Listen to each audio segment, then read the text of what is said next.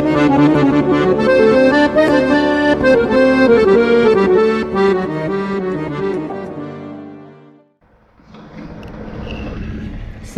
warahmatullahi wabarakatuh, Bapak Ibu semua. Alhamdulillah kita jumpa kembali ya di sesi video saya kali ini. Seperti biasa, saya akan menceritakan kisah-kisah ataupun keberkahan amal-amal selawat yang saya alami dan teman-teman yang lain. Untuk khusus untuk edisi kali ini, saya akan bercerita tentang kisah-kisah pengalaman pribadi saya. Dulu ketika awal-awal saya membuat video sekitar tahun 2018, ketika awal-awal saya membuat video di YouTube, itu juga kebanyakan video-video saya adalah kisah-kisah saya pribadi. Cuma kemudian berangsur-angsur setelah saya banyak membuat video, banyak yang bertestimoni kisah-kisah itu datang lewat WA saya, lalu kemudian saya tayangkan. Dan ini pun karena saya jarang membuat video juga, orang-orang yang bertestimoni pun juga sangat sedikit mengirimkannya ke WA saya. Tapi banyak, tidak sedikit juga dan sangat banyak juga yang bertanya kepada saya, "Oh Ustaz, tolong dong ceritain kisahnya yang begini." Nah, di grup WA Salawat kemarin tuh ada juga yang bertanya tentang bagaimana sih kisahnya Pak Ustadz sehingga bisa umroh berkali-kali. Boleh dong dikasih tips-tipsnya, mungkin bagi yang belum pernah umroh ya, supaya bisa. Tapi kalau mungkin bagi yang sudah sering umroh, bagi yang mempunyai uang ratusan juta, miliaran, ini saya rasa ceritanya tidak mungkin bukan hal yang berkesan mungkin ya. Tetapi kalau bagi orang-orang yang memang dia tidak punya, lalu kemudian keinginannya untuk umroh sangat tinggi, Anda perlu mendengar cerita saya agar Anda pun bisa meniru bagaimana bisa umroh dan datang ke Baitullah berkali-kali. Kalau ada patah yang mengatakan bahwa sebetulnya Allah tidak mengundang orang yang mampu, tetapi Allah memampukan orang yang Allah undang. Itu betul. Jadi umroh ataupun haji itu bukan karena kita kaya, ya, bukan karena kita punya. Banyak orang yang hartanya ada, berpunya, tetapi banyak alasan untuk dia tidak mau ataupun belum mau untuk pergi haji atau pergi umroh. Nah, seperti beberapa tahun lalu, setahun atau 2 tahun lalu ya, beberapa orang-orang terkenal, misalnya saya kasih contoh ya, saya sebut saja namanya Deddy Corbuzier. Deddy Corbuzier itu sudah diundang oleh pemerintah Saudi Arabia, undangan khusus loh untuk bisa umroh, bahkan gratis, biaya tidak mengeluarkan biaya sama sekali. Diundang untuk haji, mau kemana ya, bukan umroh ya, undang khusus pemerintah Saudi Arabia untuk haji bersama dengan beberapa artis lainnya termasuk Lesti Kejora dan lain-lain. Tapi waktu itu Lesti dan juga Deddy Corbuzier tidak bisa hadir. Kalau Lesti tidak hadir karena memang jadwal yang padat untuk manggung. Kemudian kalau Deddy Corbuzier lebih kepada mentalnya yang belum siap. Dia belum siap mungkin menghadapi kalau misalnya julukannya kan, kalau Pak Haji itu lebih harus penampilannya harus religius, harus lebih taat. Sementara dia merasa itu belumlah merupakan kepribadiannya. Sholat aja mungkin belum sempurna begitu. Jadi dia khawatir kalau beban mentalnya lebih berat kalau dia pergi haji ketimbang dia tidak menunaikannya begitu. Ya itu. Jadi banyak alasan orang untuk tidak menunaikan ibadah haji, tapi dengan kondisi rezeki yang tidak kurang satu apapun. Kalau saya rasa walaupun Deddy Corbuzier tidak diundang pemerintah Saudi pun, ya, dia berangkat dengan biaya dia sendiri, berangkat setiap tahun pun dia bisa dengan haji furon. Ya, dia mampu, bahkan membawa keluarganya pun dia mampu. Tapi ya namanya orang punya cerita sendiri. Tapi beda dengan orang yang misalnya memang dia tidak punya kemampuan finansial, tetapi dia punya keinginan yang kuat. Maka apapun caranya, dengan keberkahan amal-amal, dengan keberkahan sholat, sholawat, doa-doa, dan amal-amal lainnya, Allah mudahkan untuk orang tersebut bisa pergi haji dan umroh.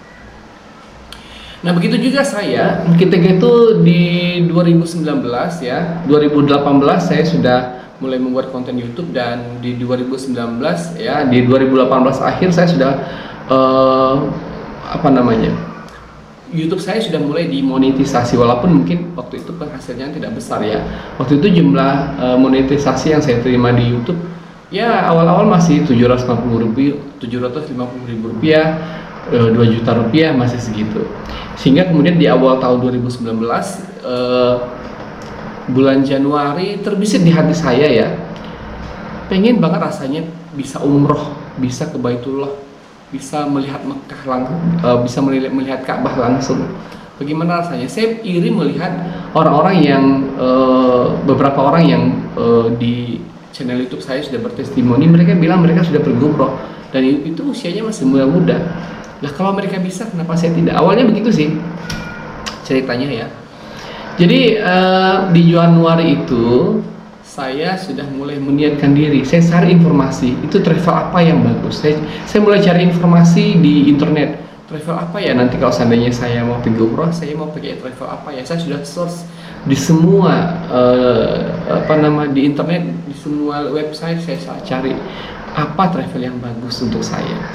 Waktu itu belum ada gambaran travel yang bagus. Kemudian waktu itu pun uang saya masih 1 juta atau 2 juta rupiah. Jadi ya udah, sambil hari berhari, hari berganti hari terus berlalu.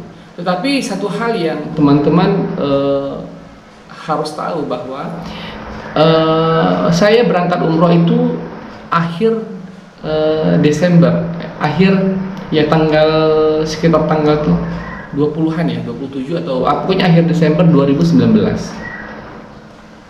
Saya berniat pergi umroh awal di Januari 2019. Alhamdulillah sudah berangkat umroh di akhir Desember 2019. Pada tahun itu juga, di tahun yang sama.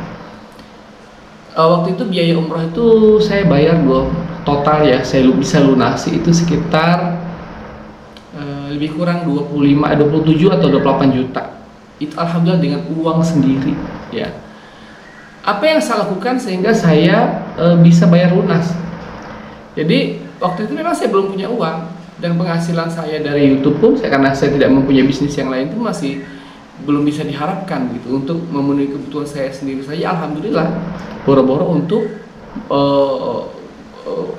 untuk umroh dan yang lain-lain di waktu itu ya. Tapi waktu itu pola hidup yang saya selalu tekankan adalah setiap saya mendapat rezeki dari Allah, saya selalu sisihkan untuk menyedekahkan uangnya sekian persen. Pokoknya lebih daripada 10%, apakah 30%, 40%, pokoknya lebih. Saya usahakan untuk belajar untuk bersedekah banyak. Waktu itu saya sudah dari tahun 2018, setiap saya punya penghasilan banyak ya, saya usahakan waktu itu sedekah paling sedikit 1 juta per bulan, paling sedikit, bisa jadi lebih, kadang-kadang lebih dari situ, kadang-kadang bisa 2 atau 3, tergantung income yang saya dapat, tergantung keberkahan yang saya dapat.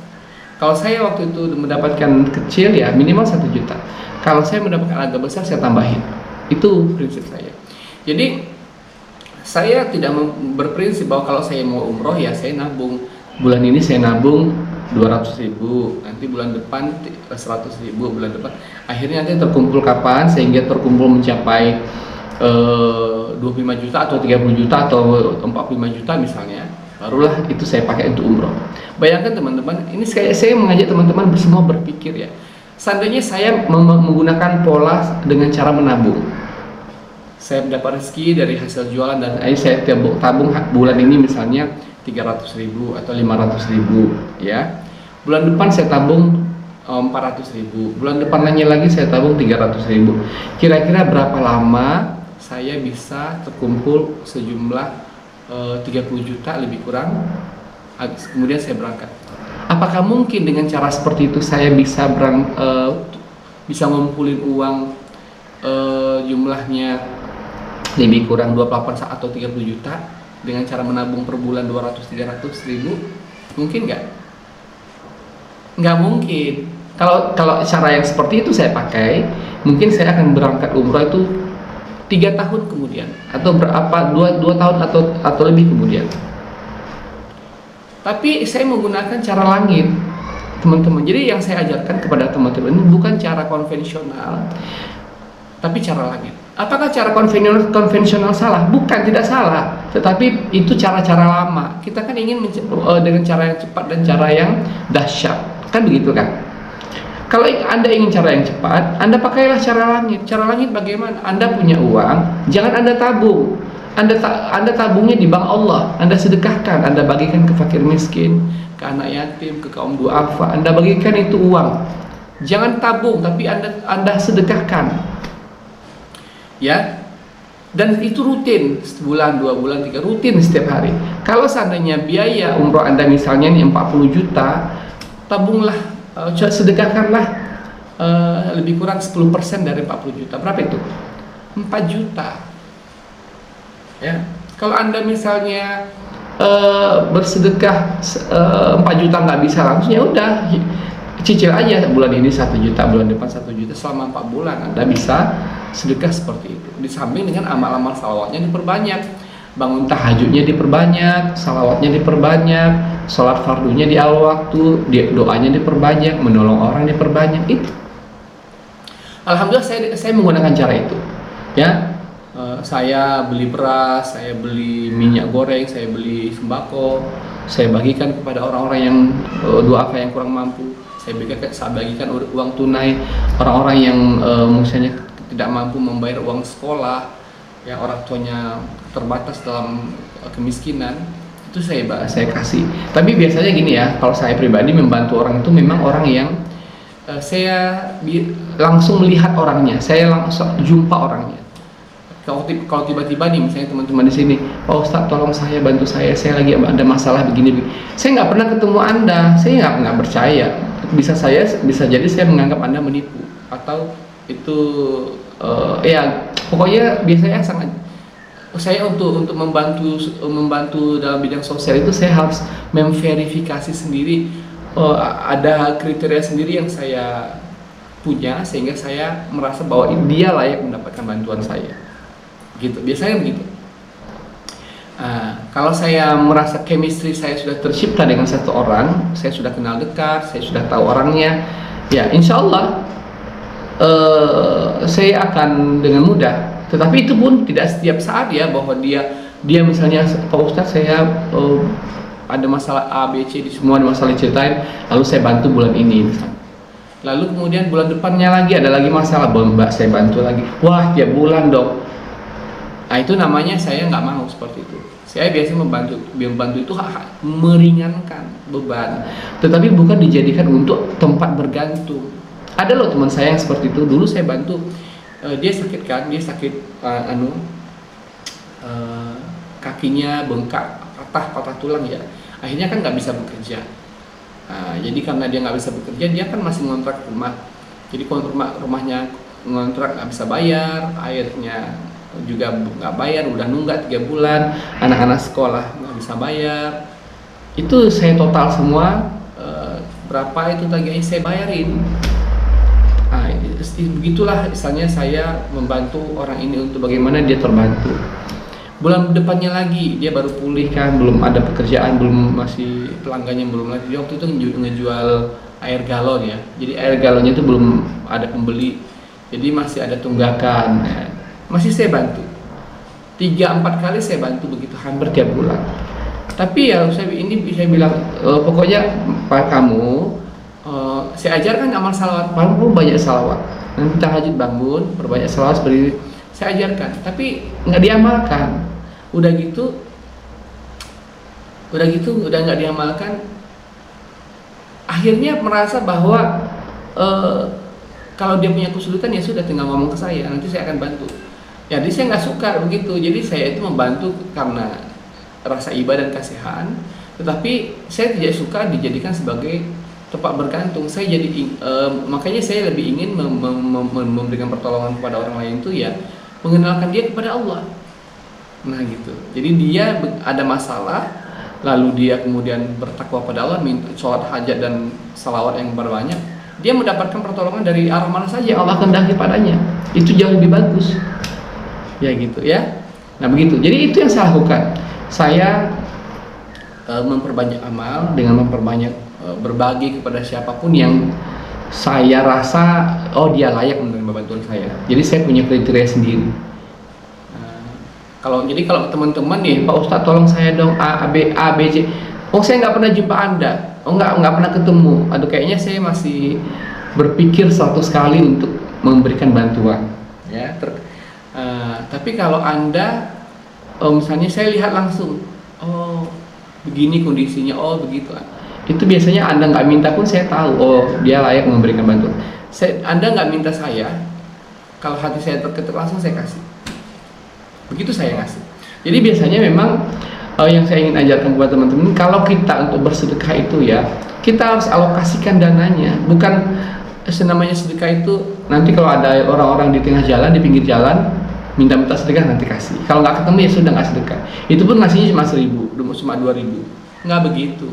Kalau begitu mah hidup Anda nggak berubah ya gitu-gitu aja, nggak ada peningkatan. Jadi keberkahan hidup itu didapatkan dari banyak hal, termasuk kalau kita menjaga sholat di awal waktu ya.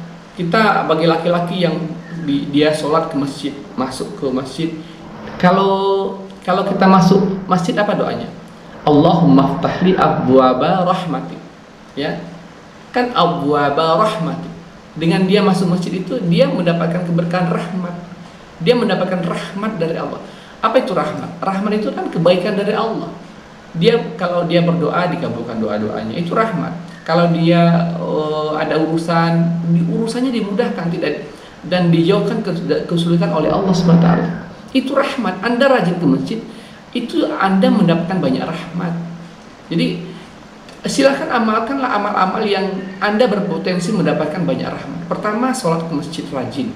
Jadi kalau sholat Anda di rumah, ya Anda memang sholatnya tetap sah, tapi rahmatnya kurang, rahmat Allah tidak banyak pada Anda. Jadi coba cari tempat sholat yang Anda, di mana Anda akan mendapatkan rahmat yang banyak pada Allah.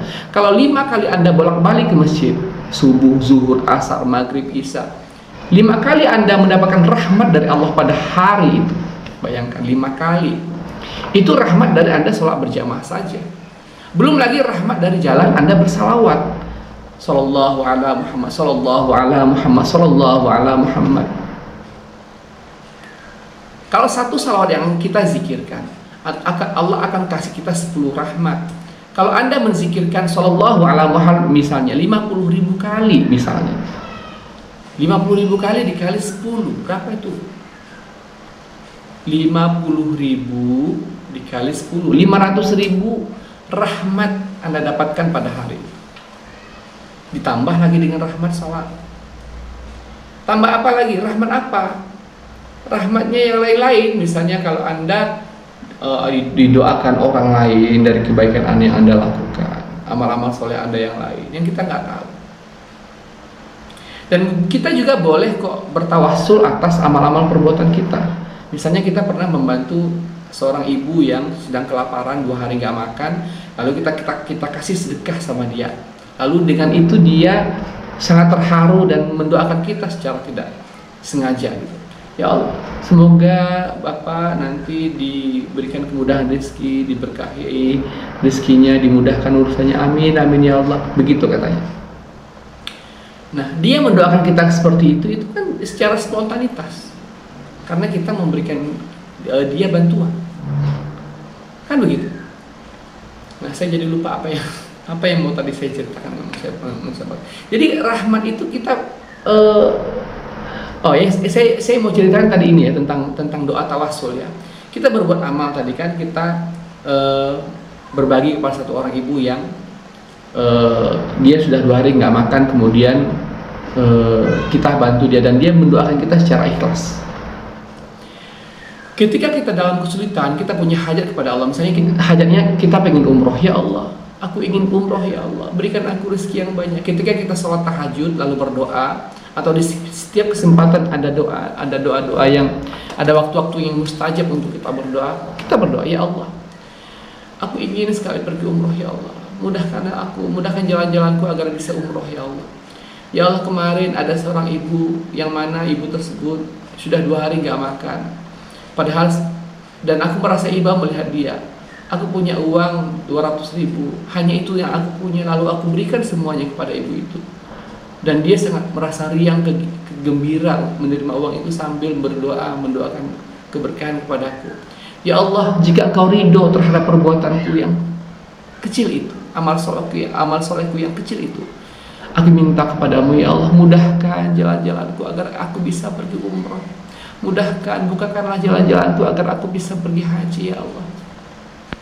Ya Allah, mudahkan rezekiku, Engkau berikan balasan yang berlipat-lipat ya Allah. Nah, doakan. Jadi kita boleh mengungkit kebaikan kita di hadapan Allah ketika kita berdoa.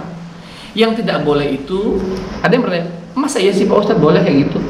Yang tidak boleh itu adalah kalau kita mengungkit kebaikan kita di depan manusia, di depan orangnya langsung, itu nggak boleh. Misalnya nih, kita udah kasih sedekah dia 200.000 kan, lalu suatu saat kita bertemu dengan dia, ya, kemudian misalnya kita ada sesuatu hal yang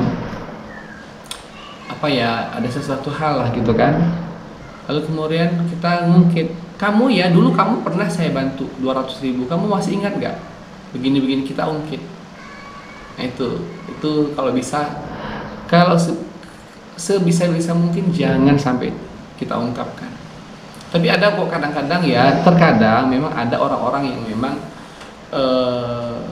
orang yang kita bantu ya, itu kadang-kadang justru bukan, kita nggak mengharapkan bantuan balasan sih ya, kita nggak mengharapkan bantuan balasan dari orang yang kita bantu. Kalau saya pribadi justru sering seperti itu, tidak mengharapkan. Tapi ada beberapa orang yang memang saya kasih bantuan tapi bersikap yang justru sangat menyakitkan kepada kita gitu. Nah, jadi seolah-olah kadang-kadang ya di dalam hati ini belum terbersih nih ngomong ke dia, ya Allah, kayak gitu, astagfirullah. Padahal kurang apa saya sama dia kan gitu. Jadinya gitu kan. Jadi secara spontanitas itu kayak kita mengungkit kebaikan kita kepada dia, padahal sebetulnya kita nggak pengen mungkin itu, tapi itu dalam hati ya terbersihnya, belum kepada orang yang bersangkutan. Nah itu kadang-kadang ada kondisi-kondisi seperti itu. Nah tadi semoga saja hal-hal seperti demikian tidak terjadi dan kita berlindung kepada Allah SWT agar kita senantiasa diberikan banyak barokah sehingga hati kita ditenangkan, hati kita disucikan, dibersihkan. Kalaupun seandainya ada kehilafan kita yang terlanjur kita lakukan, yang seperti seharusnya tidak pantas kita lakukan, semoga Allah ampuni, semoga Allah maafkan, semoga Allah perbaiki diri kita menjadi yang lebih baik lagi. Begitu ya teman-teman ya. Jadi pada hakikatnya kita ini sebetulnya setiap hari, sepanjang detik itu kita belajar. Termasuk belajar itu adalah belajar dari kesalahan. Orang yang baik itu bukan orang yang tidak pernah berbuat salah. Kesalahan itu seperti apa? Kesalahan ya termasuk kita pernah temperamental, sangat marah kepada seseorang, yang mana seharusnya marah itu sendiri pun ya sebaik-baik orang yang bertakwa kan orang yang mampu menahan amarahnya kan begitu. Tapi ada loh kondisi-kondisi di mana kita memang justru memang harus marah dalam kondisi tertentu. Memang harus marah. Kalau anda tidak marah ya Anda salah gitu. Contoh ya, misalnya nih di hadapan Anda ibu kandung Anda dicaci dan dihina. Ibu kandung Anda dihina, dibentak dan dicaci. Secara spontanitas kita selaku manusia, apakah mungkin kita tidak marah? Oh iya, kita sabar. Nggak mungkin kita sebagai manusia, kita sebagai anaknya berbakti kepada orang, kita harus bela ibu kita dong. Kita harus marah kepada orang yang membentak ibu kita. Jadi ada kondisi-kondisi yang memang marah itu memang kita harus sabar untuk menahan amarah. Tapi ada kondisi-kondisi tertentu yang memang kalau Anda tidak marah, Anda itu bodoh, Anda itu dianggap tidak gentleman, dianggap tidak ksatria kalau Anda tidak marah. Begitu. Ya. Rasulullah apakah tidak pernah marah? Rasulullah pernah marah, tapi dalam momen tertentu. Kalau yang hubungannya berkaitan dengan diri Rasulullah dihina, dicaci, biasanya Rasulullah tidak marah. Tapi kalau sampai yang berkaitan dengan agama, agamanya direndahkan, agama dihinakan, itu Rasulullah marah. Sahabat-sahabat marah. Begitu. gitu ya. Jadi kita harus bisa menelaah, menempatkan diri pada posisi-posisi tertentu sesuai dengan beramal seperti apa yang kita jalani baik. Tapi untuk itu makanya itulah pentingnya kita menjaga amal-amal salawat, bersalawat setiap hari, sholat, agar Allah senantiasa menjaga kita, memberikan kita keberkahan. Jadi barokah yang Allah berikan kepada kita itu, Allah jaga kita dari hal-hal yang tidak seharusnya terjadi. Kalaupun seharusnya terjadi, Allah hindarkan kita dari hal-hal yang mencelakakan kita. Gitu. Oke, semoga video ini bisa bermanfaat kepada teman-teman. Jadi bagi teman-teman yang tadi yang ingin tahu bagaimana saya bisa umroh, saya menggunakan tips itu. Jadi tipsnya adalah menjaga amal-amal sholat, menjaga amal-amal salawat, dan kemudian banyak berbagi, bersedekah, bukan banyak menabung. Jadi apa keajaiban yang saya rasakan? Yang pengen tahu ya ceritanya ya, bagaimana kemudian saya waktu itu bisa melunasi umroh. Jadi waktu saya sudah daftar umroh di tahun 2019, waktu itu datang Ibu Nur Ainun Sihite pada saya. Waktu itu saya menggunakan Samira Travel ya di waktu itu. Ada orang berjumpa pada saya, ada yang mempertemukan saya dengan satu orang tour leader ya, yang mana dia kebetulan tour leader di Travel Samira waktu itu. Berjumpa dengan saya, dia prospek saya. Ya udah, saya waktu itu kan nggak tahu apa, ya udah saya daftar aja. Tapi saya bilang, Bu, saya baru ada uang 10 juta loh.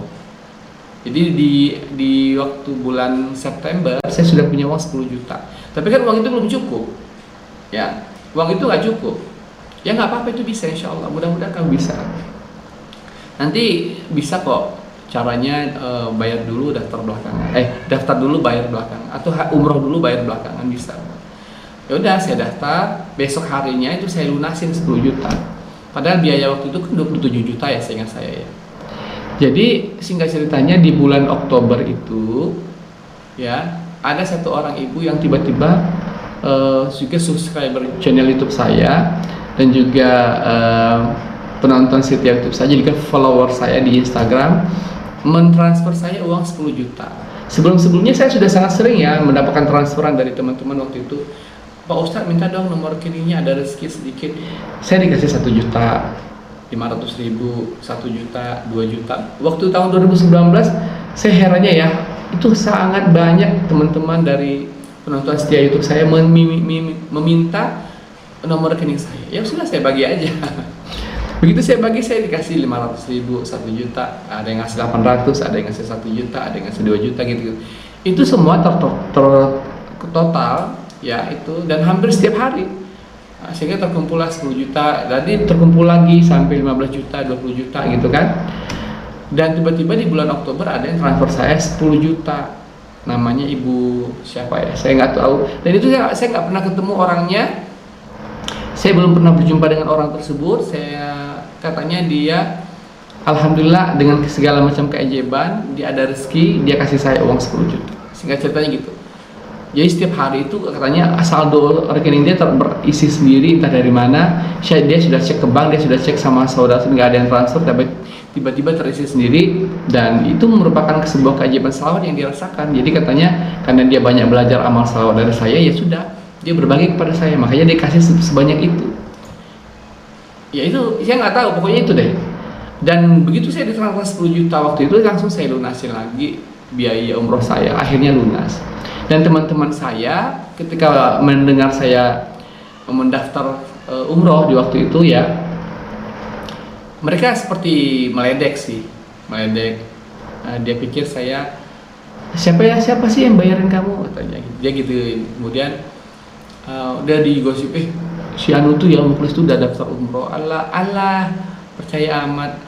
Paling-paling dia juga umroh kredit, dia nanti udah umroh baru bayar. Itu kan riba juga, ada yang bilang begitu. Saya pokoknya dikata-katain deh. Padahal saya sebelum berangkat itu sudah membayar lunas umroh semua, dan saya berangkat, saya pulang gitu ceritanya. Jadi saya pulang pun itu pun masih dikata-katain begitu. Kamu nyicil berapa, Klis, setiap bulan biaya umroh kamu ngutang ya? Nah, gitu-gitu ya, gitu. Karena waktu itu saya apa ya, kehidupannya kan dari kehidupan saya yang sangat prihatin, tiba-tiba saya punya uang segitu, kan orang belum belum percaya, karena penampilan saya pun nggak berubah, walaupun saya sudah berpenghasilan ya agak lumayan, ya walaupun tidak tinggi-tinggi amat, tapi sudah ada lah dibanding dulu yang nggak bisa beli makan, tapi sudah bisa megang uang 10 juta 20 juta, itu kan sudah perubahan drastis ya. Itu teman-teman saya belum tahu, jadi saya masih sering direndahkan, diremehkan, dianggap sebelah mata begitu. Nah, itu di zaman dulu. Tapi ya begitu saya sudah berangkat umroh dan saya pulang umroh, berita tersebar kemana-mana gitu. Dan satu persatu mereka, teman-teman saya itu ya datang ke rumah, ada yang minta oleh-oleh, ada yang sowan, ada yang minta tips, ada yang minta apa namanya, pinjam uang lah, macam-macam deh. Ada yang minta diajarin bagaimana cara bikin YouTube lah gitu, macam-macam. Oke teman-teman, semoga cerita ini bisa menginspirasi. Kalau teman-teman suka dengan video ini, silahkan Anda share, dan Anda bisa mencontoh kisah-kisah saya ini untuk Anda terapkan di kehidupan Anda sehari-hari.